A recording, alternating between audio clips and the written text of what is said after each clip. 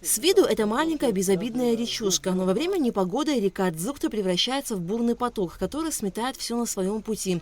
Во время ливневых дождей река неоднократно выходила из берегов и подтапливала округу. Жители села Дзукта, а это около 18 семей, оказывались оторванными от города. А произошедший в 2018 году оползень и вовсе смыл дорогу и автомобильный мост. Было очень тяжело, крайне тяжело. Не было дороги, дети в школу не могли ходить, люди на работу не могли ходить. Ездили кое-как, пешком через лес ходили, детей водили. И люди на работу ходили. Слава богу, сделали мосты и довольные. Ни одна скорая туда не поднималась, потому что ни моста, ни дороги, ничего, хоть умирай. Это мы вывозили больного, вывозили люди, вот сюда вниз спускали. Если успеют, если не успеют, значит не успеют. Жители села пытались своими силами исправить ситуацию. 3 раза возводили самодельный мост. Река вновь и вновь смывала сооружение. И людям приходилось испытывать крайние неудобства. И все это на протяжении 3 лет. И, наконец, в прошлом году районная администрация изыскала средства, и капитальный автомобильный мост был построен. Теперь данное инфраструктурное сооружение отвечает всем техническим требованиям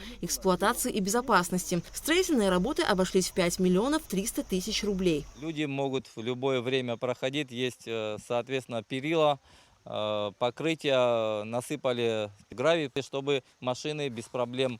Ну и, конечно, русло поменяли.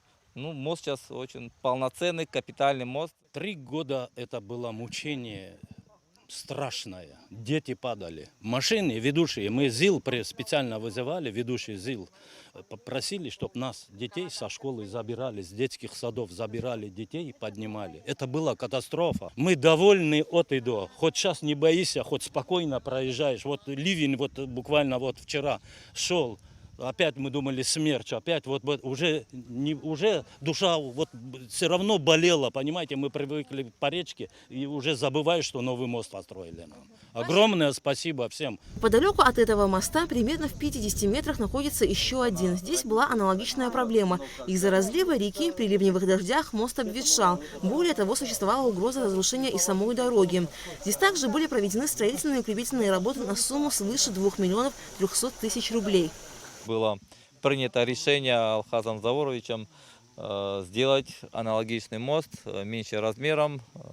Нашли средства, и просто мы, в том числе, как я, местный житель и жители Синопского ущелья, благодарны, что построили еще один мост, и сейчас деревня может спать спокойно и в любую погоду ездит в школу, в садик и по своим делам. За строительными работами следили президент страны Аслан Бжани и глава Сухумского района Алхаз Читанава. Финансовые средства на оба проекта были выделены из местного бюджета.